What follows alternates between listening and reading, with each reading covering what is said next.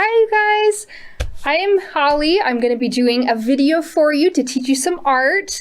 I miss all of you teens so much. I hope you're doing some stuff at home. And if you need some inspiration, that's what I'm here for today. So what I'm going to teach you, this theme is nature. And I'm going to teach you how you can take just your basic everyday leaf and you're going to turn it into a butterfly. So all you have to do for this, you're going to need some paper. You're going to need an ink pad. Most of you are going to have one at home. If you don't, then you could find these easily at craft stores. They're really inexpensive. Maybe some of your friends will have some. And if you would like to make it extra special, just some basic pencils. So what you're going to start off with, you want to have a couple different sizes. I recommend go outside, take a look at some trees, and get a couple different sizes of leaves. It's important that you have some that are going to be a bit larger because you're going to have the top part of your butterfly, you're going to have the bottom part of it. And then with your ink pad, some of my ink pads are not as juicy as other ones. I'm sure you guys have run into that. So you can actually test the ink pads on the side of your paper first. I find that's a lot easier. So we're going to start off with the top part of our butterfly. So I'm going to take, and you could use black and white. You don't have to have colors. I thought it'd be fun to use some color with this. So I'm going to take my leaf. It's fine if it's been inked before. And you're going to press down. In fact, you could use your pencil and you can press down on there to get a lot of ink. See that on the bottom?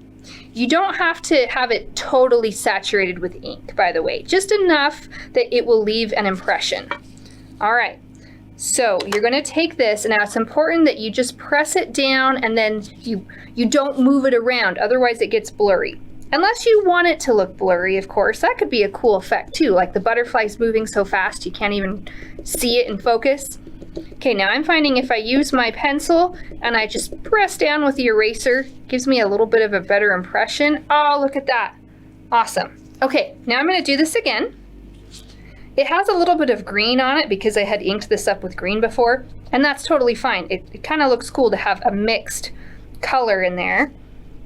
You guys can also try doing this with some paint. The problem that you can have with paint though is sometimes it gets a little too heavy. You see these veins in there? That's what you want to see. That's what makes this really interesting.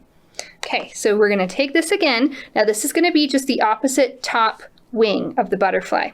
So I'm just going to place it where I feel looks natural. Here we go. It doesn't have to be in a perfect position, so don't feel stressed if it doesn't look just the way you want. By the way, when you're used to using rubber stamps, you have a mount on there, so it gives you a lot more control. When you're just holding it like this, especially if you do have gloves on like me, it makes it a little bit more awkward.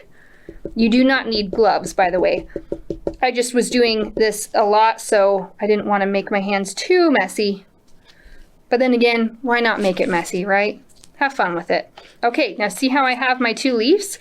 And they make it look like the top of the wings. Now I'm going to take one of my smaller ones, and you can always hold it up to kind of give yourself an idea of how that's going to look. And I'm just going to do the same thing. Go ahead and put that down on my ink pad.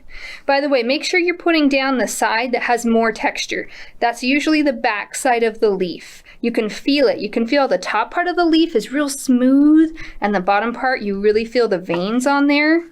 Okay, so I'm going to lift that up. Again, you can always check to see how the ink looks. I'm just going to press that down. If I press it right down with my fingers, it's not bad, but it tends to leave some fingerprints, I've noticed. So this technique just gives me a little bit more detail, but whatever works for you is fine. Oh, that looks really cool. Okay, now I'm going to do the other side, and then I'm going to show you how we can put in a few details. So again, I'm just going to fill that up. And you could do this multiple times. In fact, if you're up for a challenge, maybe try it with multiple different leaf shapes. The cool thing about this is that the butterfly ends up being symmetrical. If you don't know what that word means, it just means it's the same on both sides, because of course you're just reusing the leaves. And I think that's one of the challenges when you're drawing something from nature like a butterfly. If it's, there's nothing wrong with making it asymmetrical, but if you want it to look you have that beautiful shape like this, you can use this technique And you can do this, I would again recommend doing this a couple times at least. Okay, now that you have your basic shape, you can come over and you could come to maybe some of your colored pencils. Any colors are fine. There is no rule with the colors. It's fine if it's black and white. You could try doing it rainbow. You know, there's tons of ideas here. But in the middle, I'm going to actually use my colored pencil and I'm going to just draw a few little tiny ovals in here. You see how I'm making the body of the butterfly? I just make the head there. You can switch your colors around. I think for the antenna, might do something abstract there. Maybe make it a little curled. It's however you would like it. And then I'm going to take maybe this blue. Now, a fun thing is you could even go over what you already colored in with your ink, and you can then add other colors to it if you would like. I just thought it would be so pretty to see some of this blue in there. See, I'm kind of filling in the white spots. And see, this is one thing that's really cool with your art. You're probably not going to get this perfect leaf shape, right? You're not going to necessarily get the whole thing stamped in there. But that can be a really good thing because that white space could be filled up with another color, or it could even just be left blank too. I mean, I think it looks really interesting to have some of that white space showing. Okay, so I'm just going to fill in a little bit more of that. Isn't that looking so cool? And then just to finish it up, I think I'm going to go back to the same kind of a plum color, and I'm just going to outline this shape. Think how cool it would be. Say you've got like a friend who has a birthday coming up, and maybe you want to make that friend a card. Wouldn't it be so cool to do something like this on the front of the card? And they'd probably think, wow, how'd you do that? But isn't it pretty simple?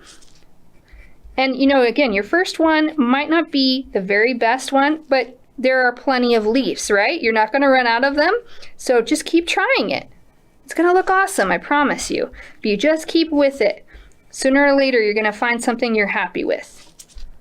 And again, you can always make these a little bit abstract, maybe make some different lines on there. You could do this really however you would like. All right, if you guys have any questions, you're welcome to comment on the page. Also, I would love to see images. If you have a smartphone, you could take some pictures and then just upload it right in the comments. Thank you guys so much for trying this with me. I know that this time can be crazy, but just for learning something new, you should be very proud of yourselves. And I'll see you guys next time. Bye.